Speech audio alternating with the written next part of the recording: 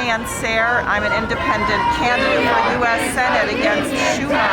I'm here to support the drive to create a union to protect Amazon workers, and I'm glad it's on the birthday of Jeff Bezos. I can't think of a scummier billionaire who makes lots of money selling everyone's personal data, which is a total violation of our First Amendment, right to assemble and freedom of speech. Also, I'd like to add that there was a challenge put forward by the head of the World Food Program because only $7 billion is needed to stop 42 million people from starving to death, and not one billionaire will come forward and give a nickel, and I think that's disgusting. My name is spelled D-I-A-N-E-S-A-R-E.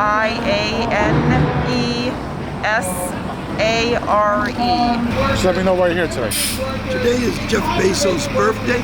He is the post-trillionaire, the first trillionaire in this country, and the owner and big cheese of Amazon, which is an enormous and immense, endless multinational corporation that has more influence and more control over the global capitalist economy than just about any other corporation. And the workers, Amazon workers everywhere, including here in New York, are organizing for a union. And so we thought it would be a good idea to utilize Jeff Bezos' birthday to send him a birthday message, recognize these workers, stop union busting, and do it right away. And we're not only here in New York, we're demonstrating today in Atlanta, Cleveland, and San Francisco, in Boston, in Baltimore, let me see, a few other places. Anyway, at least 12 or 15 cities around the country. And this is just the beginning.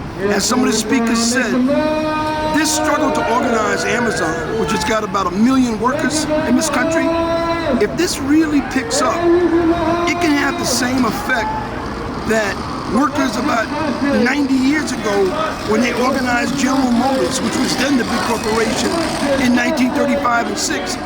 That transformed the labor movement, organizing those industrial workers. Organizing Amazon in 2022 would have that same transformative impact on the labor movement and the working class, and that's what we're fighting for. Do you think with every protest you're getting closer and closer to your goal? Do you think with every protest you're getting closer and closer to your goal? Well, the first part of that is, this is not going to be an easy fight.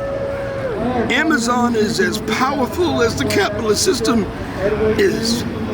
They're synonymous with the system. And it's a lot of workers, and Amazon invests hundreds of millions of dollars with anti-union law firms, Pinkerton-type, security, state-of-the-art surveillance technology to intimidate the workers.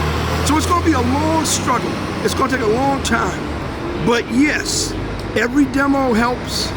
Every organizing drive helps. And someone just mentioned that the Teamsters, which is the largest union in the country, is going to get involved later on this year. That could be a game changer.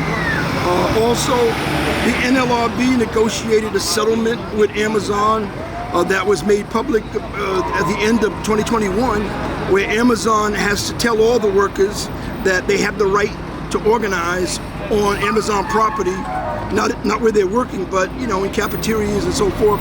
So that should help. So this is important.